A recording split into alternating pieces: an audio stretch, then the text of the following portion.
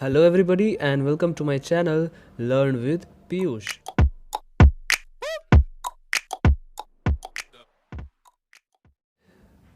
So, I hope you all are very good and जो इस channel को follow कर रहे हैं जो भी बच्चे उन्हें पता होगा कि ये इससे पहले इस पार्ट से पहले 3 पार्ट ऑलरेडी बन चुके हैं इस चैप्टर के।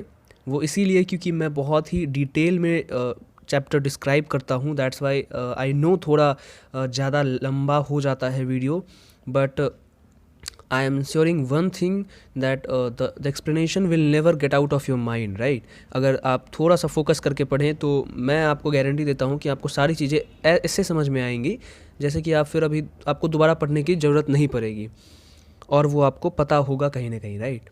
सो आज हम लेके आए हैं इस चैप्टर का 4th part which will be the last part of this chapter, because इसके बाद अगर मैं एक भी पार्ट करूँ तो वो बहुत लेंदी हो जाएगा and indeed I accept that. So पिछले पार्ट्स में हमने पढ़ा कि स्पेशली पिछले पार्ट में 3rd पार्ट में हमने पढ़ा कि कैसे एक हाई रैंक्ड ब्रिटिश ऑफिसर को मना करने के बाद महाराजा जंग बहादुर जो है वो अपनी राजगद्दी खोने के कगार पे आ गए थे, but he anyhow managed to retain his kingdom by sending the jewellery of all 3 lakh रुपए की ज्वेलरी उन्होंने भेजी उस हाई रैंक ब्रिटिश ऑफिसर के वाइफ को, और उसके बाद वो खुश हो गई और anyhow he managed to retain his kingdom. तो अब हम पढ़ेंगे कि उसके आगे बेसिकली क्या हुआ, ठीक है? तो as the stanza goes like the maharaja's tiger hunts continue to be highly successful. मतलब महाराजा जो टाइगर हंट पे निकले हुए थे वो बहुत ही डिटरमिन्ड थे, तो उनका वो जो टाइगर हंट था वो बहुत सक्सेसफुल होता जा रहा था दिन ब दिन, ठीक है? मतलब he was becoming successful day by day gradually in his in the path of his success, and the success was to prove that statement wrong. वो भविष्यवाणी को गलत साबित करना ही उनका एकमात्र मकसद बन चुका था महाराजा जंग बहादुर का। Within 10 years he was able to kill 70 tigers, और 1 साल के भीतर वो 70 बाघों को मार चुके थे। एंड इसीलिए ये एक बहुत बड़ी अचीवमेंट हुई। ऑल्दो अगर हम ऐसे बात करें तो टाइगर को मारना या टाइगर का हंट करना या किसी भी क्रिएचर को मारना इज़ अ क्राइम एक्चुअली। तो लेकिन हम अभी चूँकि स्टोरी पढ़ रहे हैं और ये एक फिक्शनल स्टोरी है, नॉट अ रियल स्टोरी, तो उस हिसाब से हम बात करें तो राजा के लिए बहुत बड़ी अचीवमेंट थी क्योंकि वो 70 बाघों को 1 साल के अंदर मार चुके थे। And then an unforeseen hurdle brought his mission to a standstill. अब ये क्या है? अनफोरसीन का मतलब क्या होता है? अनफोरसीन मतलब होता है कि कोई ऐसा इंसिडेंट, राइट, जिसके बारे में आपको पता भी ना हो और जिसे आप एक्सपेक्ट भी नहीं कर रहे हो कि ये चीज़ हो, ठीक है? मतलब जो आप नहीं चाहते हो कि वो हो और वो ऐसी घटना जो घट जाती है उसे हम कहते हैं अनफोरसीन, ठीक है? मतलब जो बिन बताए घटित हो या बिन बताए आ जाए, ठीक है? तो and then an unforeseen hurdle मतलब एक परेशानी जो कि अनएक्सपेक्टेड थी। Brought his mission to a standstill का मतलब होता है ठहराव, रोक देना। तो उस अनएक्सपेक्टेड परेशानी ने महाराजा का जो मिशन था वो 100 टाइगर्स को किल करना, उसको एक ठहराव पे ला दिया, यानी कि उस पर एक ब्रेक सा लग गया। अब वो परेशानी क्या थी? वो परेशानी थी the tiger population became extinct in the forest of Pratibandapuram. मतलब कि जो प्रतिबंधपुरम में के जंगलों में जो बाघों की संख्या थी वो धीरे धीरे खत्म हो गई, मतलब एक तरह से पूरी खत्म हो गई। मतलब अब प्रतिबंधपुरम के जंगल में बाघ बचे ही नहीं। Who knows whether the tigers practiced birth control or committed hierarchy? अब यहाँ पे थोड़ा सा फ़नी वे में ऑथर ने यहाँ पे डिस्क्राइब किया है, like who nose whether the tigers practised birth control. मतलब किसे पता है कि क्या पता बाघों ने जनसंख्या बढ़ाने पे रोक लगाई हो, या फिर कमिटेड हायरार्की मतलब होता है सुसाइड, या फिर सुसाइड कर लिया हो, मतलब ख़त्म हो गई। ऑब्वियसली वो खुद उन्होंने जो किया है, उन्होंने 70 बाघों को मारा है, तो वो महाराजा भी उस चीज़ को ब्लेम नहीं कर रहे हैं, रैदर दैन दैट वो ब्लेम कर रहे हैं किसी और चीज़ को, ठीक है? कि या तो उन्होंने सुसाइड कर लिया हो या फिर बर्थ कंट्रोल वो मतलब रिप्रोडक्शन नहीं कर रहे हो, ठीक है? तो उन सारी चीज़ों को ब्लेम कर रहे हैं। बट यहाँ पे एक फ़नी वे में डिपिक्ट करा गया है ऑथर के द्वारा, और simply ran away from the state because they desire to be shot by British hands alone. या फिर ये भी संभावना हो सकती है कि वो स्टेट से भाग गए हों बिकॉज उनकी इच्छा हो कि हम एक ब्रिटिश ऑफिसर के हाथों ही मारे जाएं। तो ये सब थॉट जो हैं वो जनरल थॉट्स हैं जो कि मन में आए राजा के। One day the maharaja sent for the दीवान।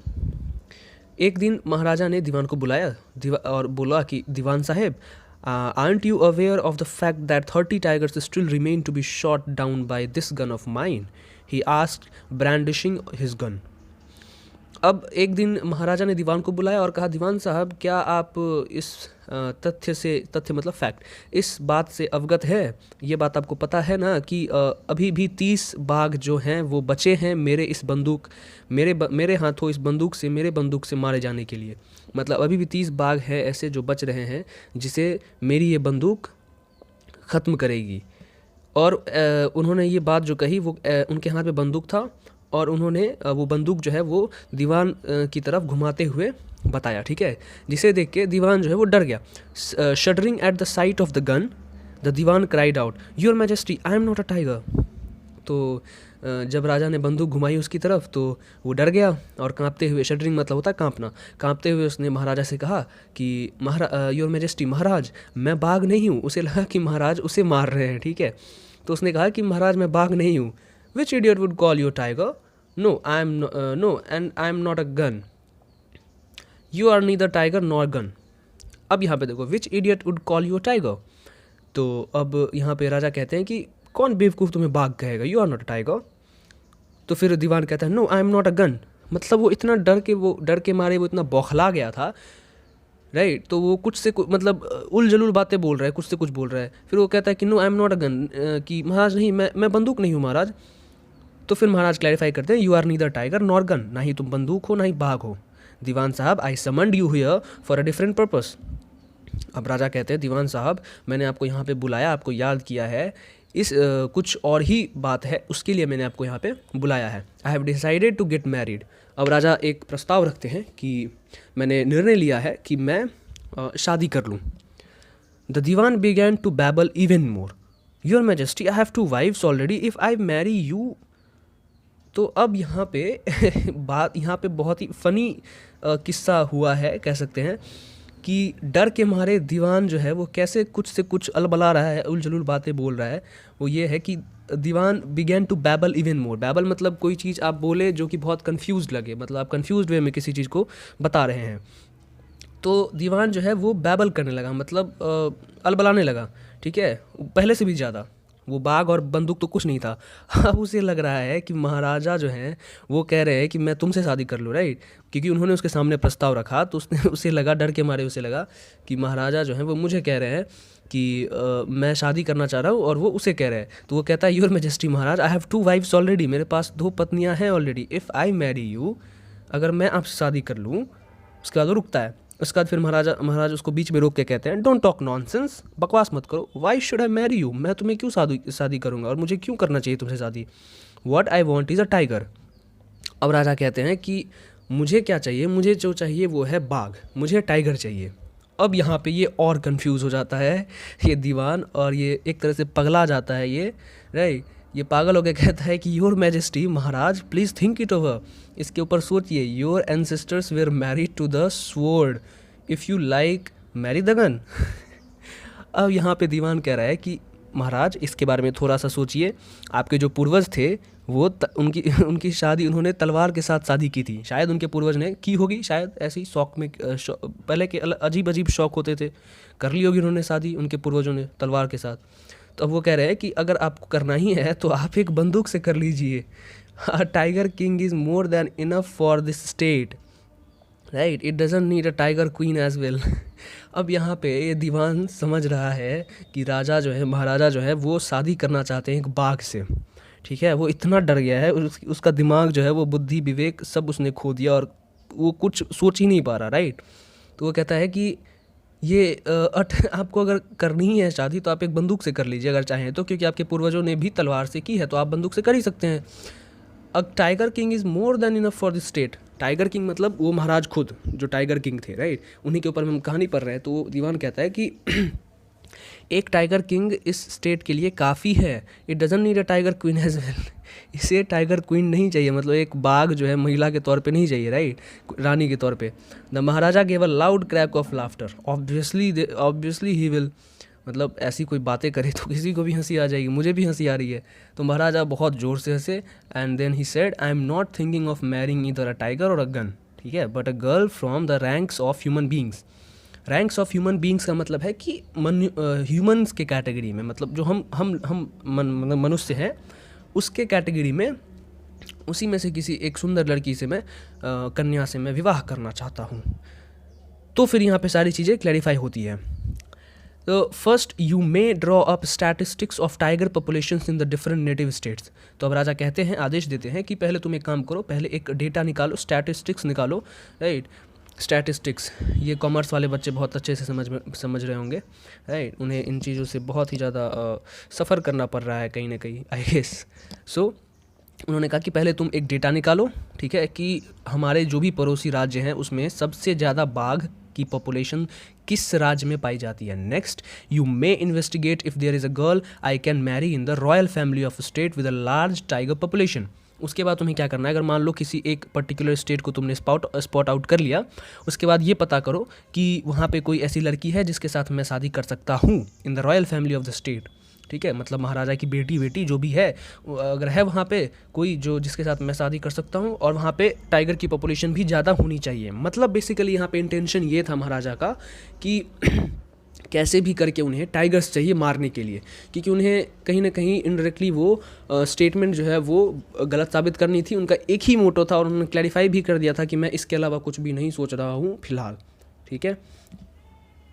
तो इसी मोटो के साथ उन्होंने ये स्ट्रैटेजी कह सकते हैं, या फिर हाँ एक तरह से स्ट्रैटेजी ही हुई, क्योंकि पहले के ज़माने में क्या होता था कि अगर किसी स्टेट को अपने अधीन करना हो तो एक दूसरा तरीका ये था, लड़ाई ना करके आप क्या करो, उस स्टेट की जो राजकुमारी है उसके साथ आप शादी कर लें, तो इनडायरेक्टली कहीं ना कहीं वो स्टेट जो है उसके अंतर्गत जो आप उसको कैप्चर करना चाहते हैं तो शांतिपूर्वक वो उसके अंदर आ जाती थी। मतलब पहले के जो शादियां हुआ करती थी वो फ़ायदे के बेसिस पे, लाइक डील पे होती थी, ठीक है।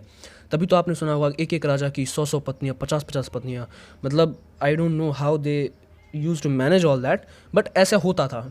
तो ये इसी पर्पस से यहाँ पे जो पर्पस था वो था टाइगर चाहिए उन्हें राजा को, इसीलिए उन्होंने किसी भी एक ऐसे राज्य की राजकुमारी से शादी करने का फैसला लिया जहाँ पे टाइगर पॉपुलेशन जो है वो है ज़्यादा हो, ठीक है। अब है the dewan followed his orders. अब दीवान ने ऑब्वियसली राजा ने जब आदेश दिया है तो उसने पालन किया। He found the right girl from a state which possessed a large number of tigers, और एज अ कॉन्सिक्वेंस उसने क्या किया, एक बिल्कुल सही लड़की को, मतलब राजकुमारी बेसिकली एक स्टेट से उसने स्पॉट आउट किया, मतलब उसे पता लगाया कि अच्छा यहाँ पे है, इनसे शादी हो सकती है। Which possessed a large number of tigers, ठीक है, जहाँ पे large number of tigers available थे। Maharaja Jung Bahadur killed 5 or 6 tigers each time he visited his father in law. और उसके बाद शादी हुई होगी, और उसके बाद जब वो महाराजा जंग बहादुर जो है वो अपने ससुराल हम कह सकते हैं जब जाते थे तो वो 5 या 6 टाइगर को मार के ही आते थे, ठीक है। इन this manner 99 tigers skins adorned the walls of reception hall in the Pratibandapuram palace. मतलब जब भी वो अपने ससुराल जाते थे वो हर टाइम 5 या 6 टाइगर को मार के आते थे, और इस तरीके से, मतलब ये जो चलता रहा प्रक्रिया, ये प्रोसेस चलता रहा बहुत दिनों तक। इस तरीके से टोटल नंबर में महाराजा ने 99 बाघों को मार दिया, और 99 बाघों की जो खाल है वो प्रतिबंधपुरम के महल की दीवारों को सजावट के तौर पे दीवारों पे लगाई गई, ठीक है। मतलब शोभा बढ़ा रही थी एक तरीके से, क्योंकि मैंने ऑलरेडी बता रखा है कि पहले क्या होता था कि ऐसा मानते थे लोग कि अगर आप किसी टाइगर को या फिर किसी रॉयल जानवर, ऑब्वियसली वो टाइगर ही होगा, टाइगर हो या फिर लायन हो, अगर उसको मार के और उसकी खाल को अगर आप लाइक अपने दीवार पे ऐसे लगाए, अभी आपके सामने एक फ़ोटो डिस्प्ले हो रही है, लाइक इस तरीके से पहले के लोग करते थे, ठीक है। तो इस तरीके से अगर जो लोग करते थे मतलब वो रॉयल लोग हैं, that simply symbolises the royalty according to that time. So basically यहाँ पे पार्ट 4 जो है वो एंड होता है इस चैप्टर का। एक्चुअली इस चैप्टर के अंदर जो है पार्ट 4 डिविजन्स अलग अलग किए हुए हैं, यहाँ पे जैसे पार्ट 5 अब यहाँ से स्टार्ट होगा। तो यहाँ तक पार्ट 4 था। और जो पार्ट 4 में हमने समझा वो ये है कि कैसे एक परेशानी आई in the path of killing tigers, hunting tigers. वो परेशानी ये थी कि ऑब्वियसली अगर आप किसी चीज़ का कंजप्शन बहुत दिनों तक करो और वो चीज़ लिमिटेड अमाउंट में हो तो वो एक न एक दिन एक्सटिंक्ट होगी, एक न एक दिन ख़त्म होगी, ये बात तय है।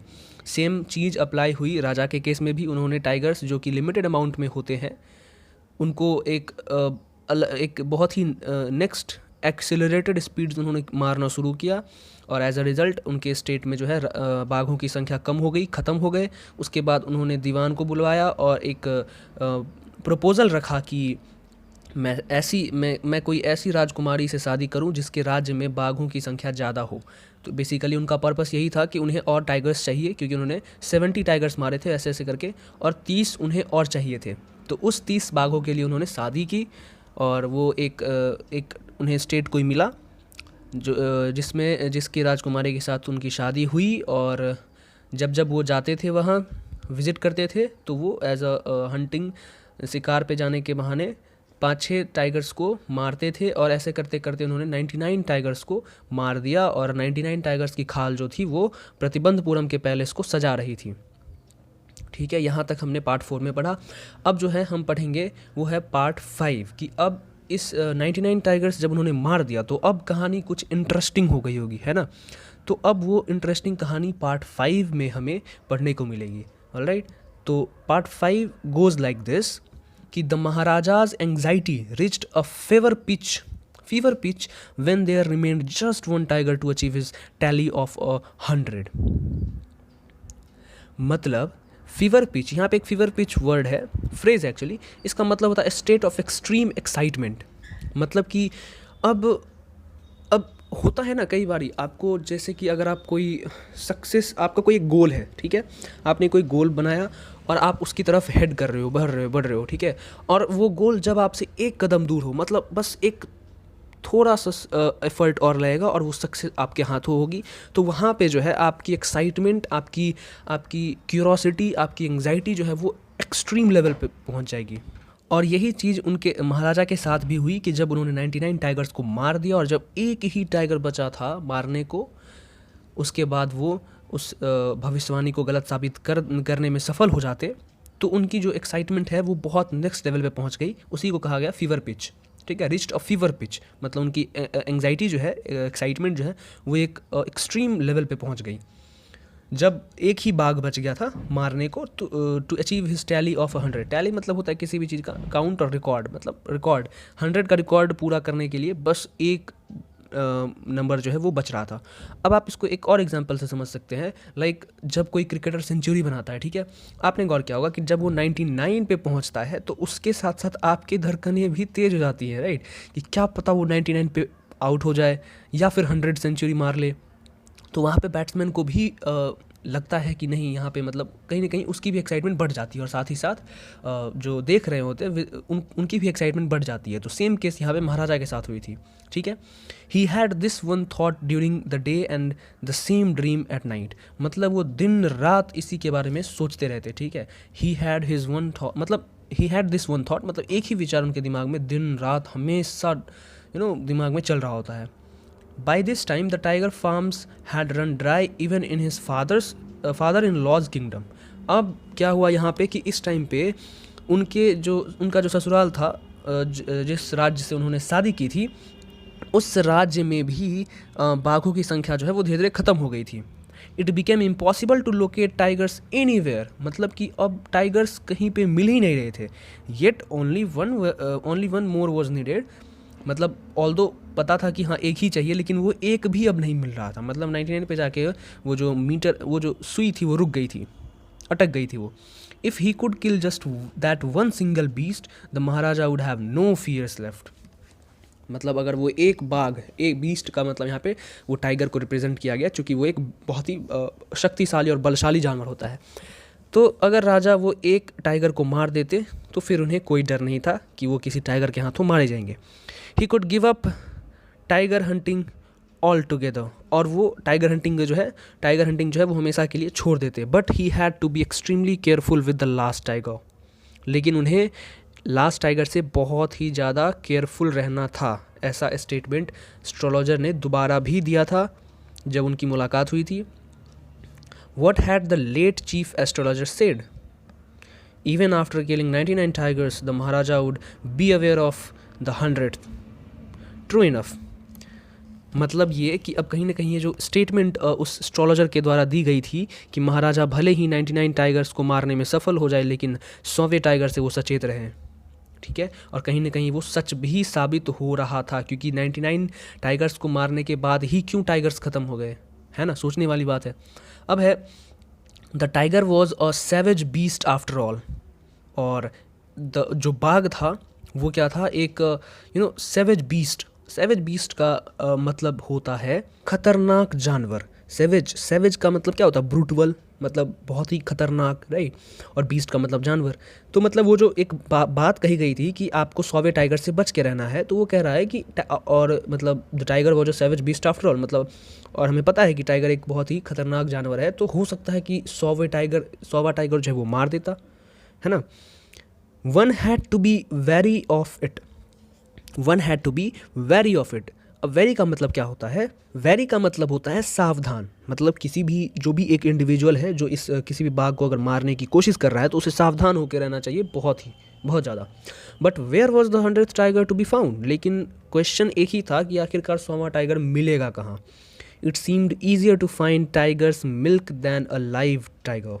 मतलब यहाँ पे इस लाइन जो है, ये जो लाइन है, इस लाइन का सेंस बस एक ही है कि it seemed easier to find tiger's milk than a live tiger. मतलब एक टाइगर का जो मिल्क है वो मिल पाना ईजी था rather than a live tiger. मतलब जिंदा टाइगर मिलने से आसान हो गया था ये नॉर्मल टाइगर मिलना, राइट, जिंदा टाइगर।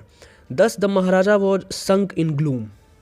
और संक का मतलब यहाँ पे क्या होता है, संक मतलब होता है डूब जाना, और ग्लूम मतलब होता है उदास, ठीक है। ग्लूम मतलब उदास, मतलब वो उदास हो गए, उदासी में वो डूब गए। क्योंकि ऑब्वियसली जब आप अपनी सक्सेस के इतने नज़दीक हो और तब आपको अगर कोई रुकावट आ जाए तो आपको बुरा लगता है, बुरा फील होता है। Same with maharaja. But soon came the happy news which dispelled that gloom. लेकिन तुरंत ही एक खुशखबरी आई जिसने उस उदासी को समाप्त कर दिया, हटा दिया। In his own state sheep began to disappear frequently from a hillside village. और वो खुशखबरी ये थी कि उनके खुद के राज्य में भेड़ जो थी, भेड़ वो हिल साइड मतलब पहाड़ी साइड से वो अचानक गायब होना शुरू हो गए। मतलब ये कहीं ना कहीं संकेत था कि हो सकता है टाइगर है और टाइगर ही अपने भोजन के रूप में भेड़ को मार के ले जा रहा है, जिसके कारण भेड़ जो है वो फ्रीक्वेंटली गायब होते जा रहे हैं। It was first ascertained that this was not the work of Khader Miyan Saheb और Veeraswami Naicker, both famed for their ability to swallow sheep whole. अब देखो यहाँ पे है कि इट वॉज फर्स्ट असर्टेन, मतलब पहले ये जो है एक बात पता की गई कि कहीं ये खादेर मियाँ साहब और वीरासामी नायकर का तो काम नहीं है, जो कि जाने जाते हैं इस चीज़ के लिए, उनकी क्षमता है कि पूरा शीप ही वो निगल जाते हैं। Surely a tiger was at work. कहीं और मतलब ये पता लगाया गया और ये सुनिश्चित किया गया कि ये उन दोनों का काम नहीं है। मतलब ये चीज़ जो है वो पता लगाई गई कि ये उन दोनों का काम नहीं है, उन्होंने ऐसा कुछ नहीं किया है, ठीक है। तो अब ये निश्चित हो गया कि surely a tiger was at work, मतलब ये पक्का है कि एक बाघ ही है जो ये भेड़ों को मार रहा है। The villagers ran to inform the maharaja. गांव वाले जो है वो दौड़ के गए महाराजा को बताने के लिए। The Maharaja announced 3 year exemption from all taxes for that village and set out on hunt at once. और ये जो खुशी की न्यूज़ जो उन गाँव वालों ने दी महाराजा को, तो वो खुशी के कारण उन्होंने 3 साल तक उस गाँव के ऊपर टैक्स हटा दिया। मतलब 3 साल तक उस गाँव के ऊपर कोई टैक्स लगना नहीं था। खुशी के हमारे गिफ्ट एक कह सकते हैं। और वो क्या हुए, शिकार पे निकल गए। The tiger was not easily found. बाघ जो है वो बहुत आसानी से नहीं मिला।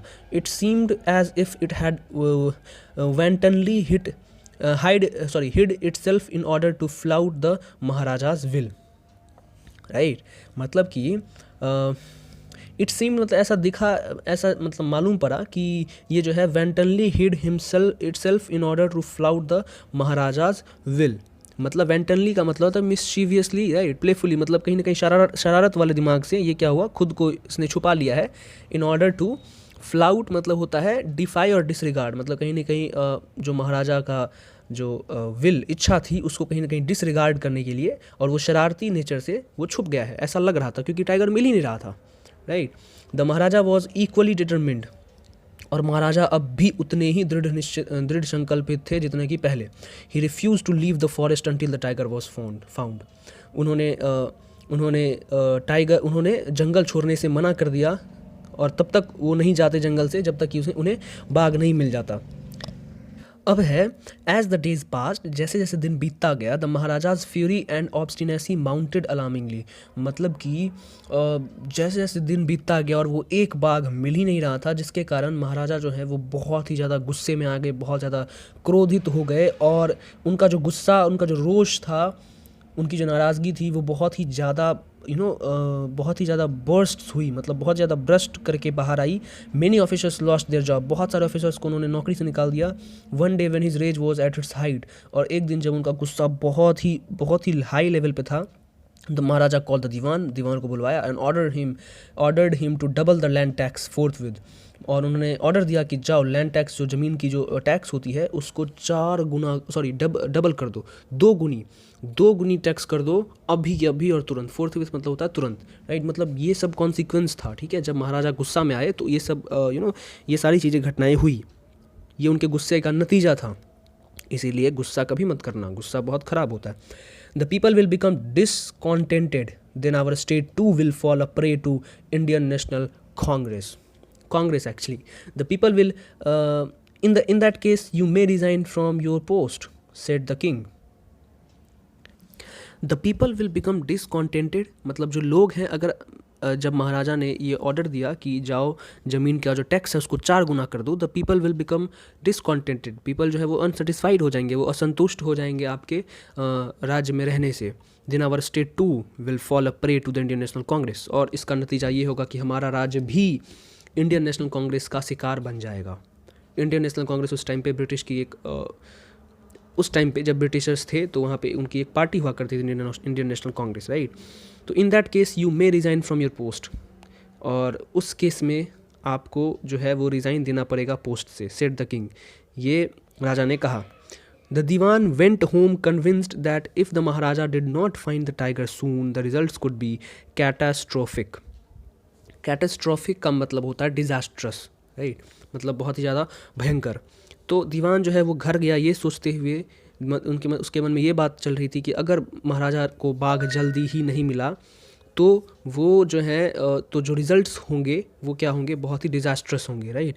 ही felt life returning to him only when he saw the tiger which had been brought from the People's Park in Madras and kept hidden in his house. उसने ही फेल्ट लाइफ रिटर्निंग, मतलब उसने महसूस किया कि चलो ठीक है अब सब कुछ ठीक हो जाएगा, हाँ। Only when he saw the tiger which had brought from the People's Park in Madras and kept hidden in his house.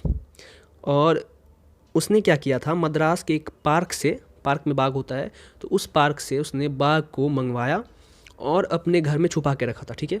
Eight midnight when the town slept in peace, जब शहर पूरा सो रहा था, शांति थी रात में, आधी रात को, the divan and his aged wife dragged the tiger to the car and shoved it into the seat.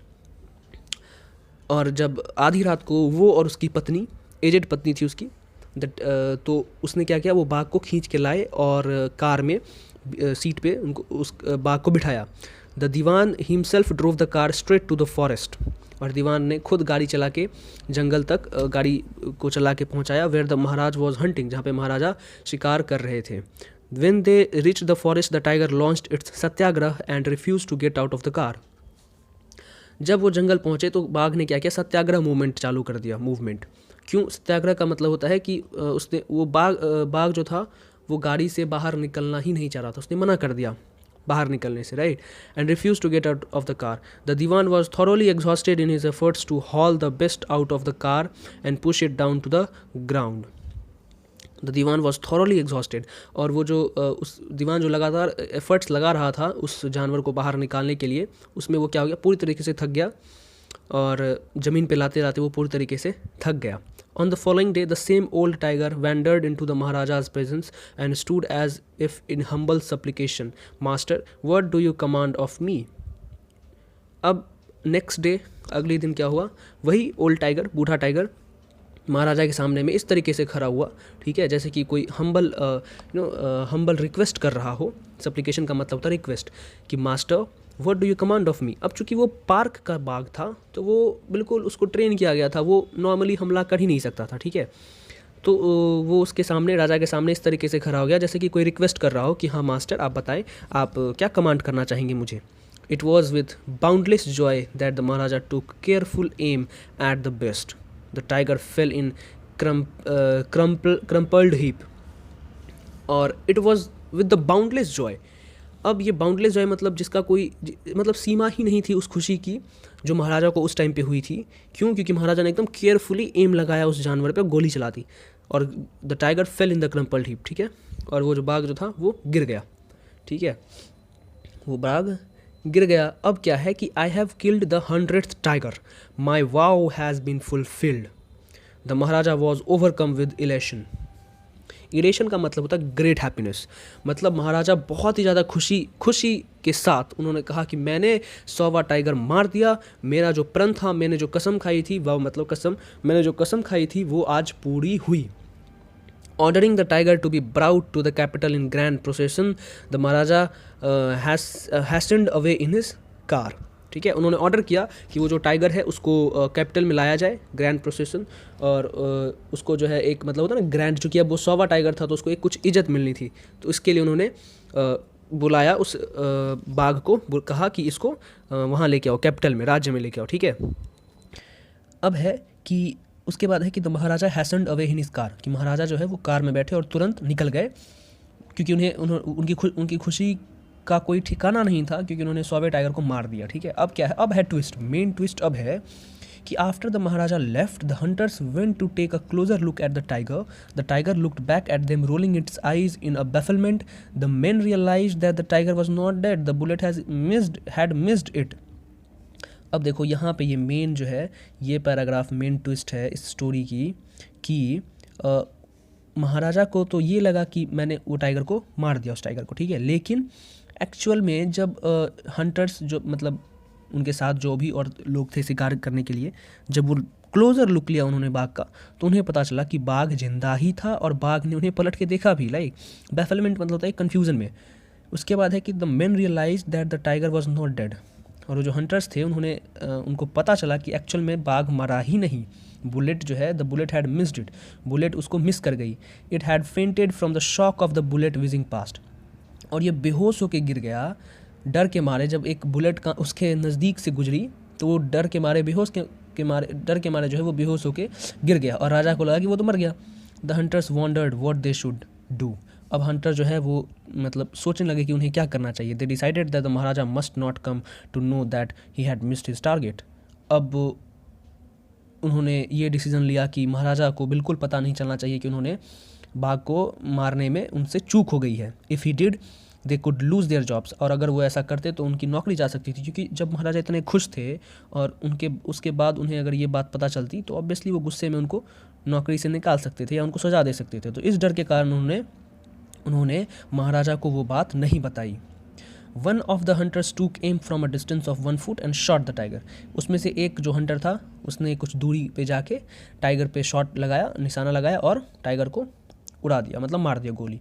This time he killed it without missing his mark, और इस टाइम पे हंटर ने बिना कोई मतलब बिना कोई मिस चूक किए हुए, गलती किए हुए उसने उस टाइगर को मार दिया, ख़त्म कर दिया।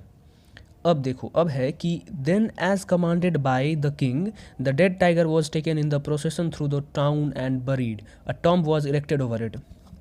अब चूंकि वो 100वां टाइगर था, एक रिस्पेक्टेड, कहीं ना कहीं रिस्पेक्टेड टाइगर था, तो उसको जैसा कि ऑर्डर दिया राजा ने, वो डेड टाइगर को लाया गया और उसको टाउन में गाड़ा गया और उसके ऊपर एक टॉम्ब बनाया गया, ठीक है, मकबरा का काइंड ऑफ बनाया गया उस पर, ठीक है। A few days later the maharaja's son's third birthday was celebrated. मतलब कुछ दिनों बाद जो है वो जब ये सब महाराजा जो है हंटिंग से वापस आ गए, शहर में आ गए, और उस बाघ का जो है टॉम्ब बनाया गया शहर में, उस सब के बाद जो है महाराजा का जो बेटा था उसका तीसरा बर्थडे जो है वो सेलिब्रेट किया जा रहा था, ठीक है। Until then the Maharaja had given his entire mind over to the tiger hunting. तब तक, जब तक कि उसका बेटा, महाराजा का बेटा जो है 3 साल का हुआ, तब तक जो है महाराजा ने अपना पूरा ध्यान जो है वो दे दिया था किस पे, टाइगर हंटिंग पे, राइट।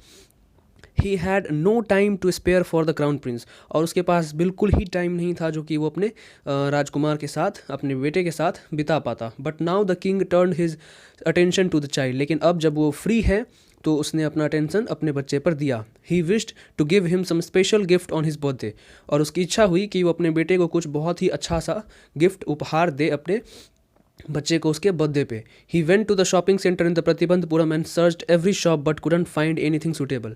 और वो प्रतिबंधपुरम के सेंटर सिटी में गया, सिटी सेंटर में, और दुकानों में, बहुत सारे दुकानों में उसने सर्च करा, लेकिन उसे कोई भी सूटेबल गिफ्ट नहीं मिला उसे अपने बेटे के लिए, जो कि उसको दे सके। उस लेवल का गिफ्ट उसको नहीं मिला, और उसे परफेक्ट गिफ्ट भी चाहिए था।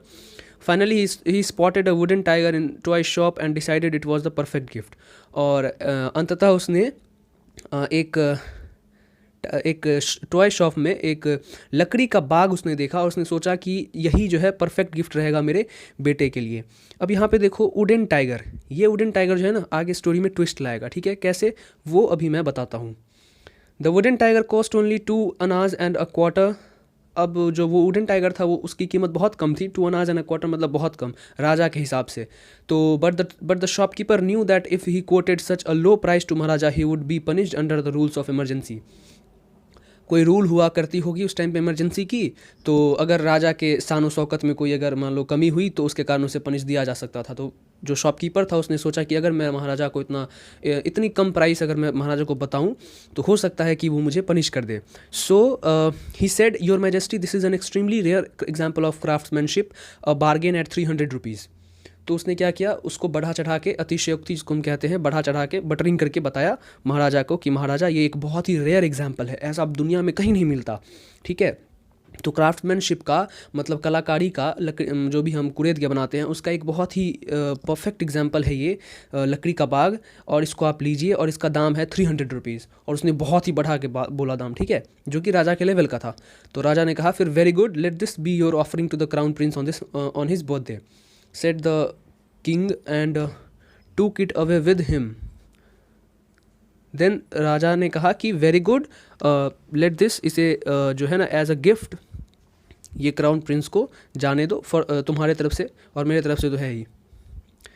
And took it away with him, और उसे अपने साथ ले गया। On that day father and son played with tiny little wooden tiger, और उस दिन जो है फादर मतलब जंग बहादुर और उसका बेटा दोनों उस वुडन टाइगर से दोनों बहुत खेल रहे थे। It had been carved by an unskilled carpenter, और ये जो है एक एक्चुअल में ये एक अनस्किल्ड कारपेंटर के द्वारा बनाया गया था। Its surface was rough, tiny slivers of wood stood up like quills all over it, और इसका सरफेस जो था बहुत रफ था, और लकड़ी की छोटी छोटी जो नुकीली परत एक थी उस पर, वो कांटे की तरह काम कर रही थी। One of those slivers pierced the maharaja's right hand, और उसमें से एक जो है वो महाराजा के दाएं हाथ में चुभ गई। अब स्टोरी है, he pulled it out with his left hand and he continue to play with the prince, और उसने अपने बाएं हाथ से उसको निकाला और he continue to play with the prince, जो नॉर्मली सभी करते हैं। कोई भी छोटी सी चीज़ थी तो उसने उसे इग्नोर किया। The next day infection flared in the maharaja's right hand, और अगले ही दिन इन्फेक्शन जो है महाराजा के दाएं हाथ में पूरी तरीके से फैल गया। 4 days it developed into a suppurating sore which spread all over the arm, और 4 दिनों में ही वो जो है एक सप्यूरेटिंग का मतलब होता है एक पस टाइप की, घाव के अंदर में जो पस बन जाती है वो उनके पूरे दाहिने जो है वो आर्म पे पूरा फैल गया। 3 famous surgeons were brought in from Madras, और 3 बहुत ही फेमस सर्जन्स को बुलाया गया मद्रास से। After holding a consultation they decided to operate, और विमर्श कंसल्टेशन मतलब वो घाव का मुआयना करने के बाद, सब कुछ देखने समझने के बाद उन्होंने डिसाइड किया कि हम ऑपरेशन करेंगे। The operation took place, operation हुआ। The 3 surgeons who performed it came out of the theatre and announced the operation was successful, the maharaja is dead. अब देखो, in this manner the 100th tiger took its final revenge upon the tiger king. See, हुआ ये कि एक छोटे से tiger ने राजा को मार दिया। एक्चुअल में राजा को पता ही नहीं था कि उन्होंने 100th टाइगर को मारा ही नहीं है। तो कहीं ना कहीं डेस्टिनी अभी भी तय थी और वो उसकी ओर बढ़ रहे थे, और उसकी ओर बढ़ते बढ़ते उन्होंने एज अ गिफ्ट वो एक छोटा सा नन्हा सा लिया भी, तो क्या लिया, टाइगर लिया, ठीक है। और उस टाइगर में निकले हुए तो छोटे छोटे कील टाइप के कुछ, जो महाराजा के हाथ में चुभ गए, और किसी न किसी कौन पता नहीं कुछ रीज़न से मे बी उसके ऊपर कुछ लगा हो, इन्फेक्शन फैल गया और पूरे वो बॉडी में, आर्म्स में फैल गए, जिसके कारण सर्जन्स को बुलाया गया। सर्जन्स ने ऑपरेशन परफॉर्म की और उन्होंने डिक्लेयर किया कि द ऑपरेशन वॉज सक्सेसफुल। अब देखो यहाँ पे, the operation was successful, the Maharaja is dead. अब आपके दिमाग में ये बात आ रही होगी कि जब ऑपरेशन सक्सेसफुल हो ही गया तो महाराजा फिर मर कैसे गए, राइट। इसका मतलब ये है कि ऑपरेशन तो सक्सेसफुल हुई, वो उस घाव को निकालने में बिल्कुल ही सफल रहे, ठीक है, क्योंकि वो नॉर्मल सा घाव था। लेकिन चूंकि डेस्टिनी तय थी, डेस्टिनी कह रही थी कि इनकी मृत्यु होगी और वो 100वें टाइगर से ही होगी, तो वो डेस्टिनी ने अपना काम दिखाया, अपना अपना काम किया, और महाराजा उस 100वें टाइगर से मर गए। Not a live tiger, but एक मॉडल टाइगर से ही सही, उनकी मृत्यु टाइगर से ही हुई। और इस तरीके से 100वें टाइगर ने अपना जो फाइनल जो रिवेंज कह सकते हैं वो टाइगर किंग से, मतलब रंगजंग बहादुर से ले लिया, और वो 100वें टाइगर हाथों मारे गए। सो हियर, यहाँ पे ये चैप्टर जो है वो एंड होता है। आई होप आपको चैप्टर बहुत अच्छे से समझ में आई होगी, और अगर आपको चैप्टर बहुत अच्छे से समझ में आई है तो मैं बस इतना कहूँगा, तो लाइक और शेयर ठोक दीजिए, महाकाल का लाइक और शेयर ठोक दीजिए। 5000 लौटे दिख जाना चाहिए। ये 4000 के लिए मैं यहाँ पे नहीं खड़ा हूँ, पूरा साल मेहनत करता हूँ आपके लिए बेटा। ऐसा नहीं चलेगा, ऐसा नहीं चलेगा। लाइक ठोकी दबा के, लाइक ठोकी। तो आप समझ गए होंगे कि मैं तो आप समझ गए कि मैं क्या कह रहा हूँ। तो please follow that, and if you like the explanation then please do subscribe to the channel and share it more and more to the people, so that they will also get the benefit of this explanation and all जो भी है, और मुझे थोड़ी बहुत motivation मिल जाएगी। And please do comment कि कहाँ समझ नहीं आया, या फिर कहाँ मुझे इम्प्रूव करनी है, या फिर मैं सही जा रहा हूँ, so that I will be able to know what is your feedback, right. And I will be very happy if you do that. So यहीं पे ये चैप्टर ख़त्म होता है। आई नो थोड़ा सा लेंदी हुआ है, but I hope you got it everything very clear, crystal clear, right. So with this this beautiful chapter the tiger king is ended, actually not ended, but हमने ख़त्म कर दिया। एक्सप्लेनेशन ये यहाँ पे ख़त्म होती है। सो आई होप आप लोगों को बहुत अच्छे समझ में आया होगा, एंड अगर आया तो like the video and subscribe the channel, and everything is fine. पढ़ाई करते रहें। All the very best.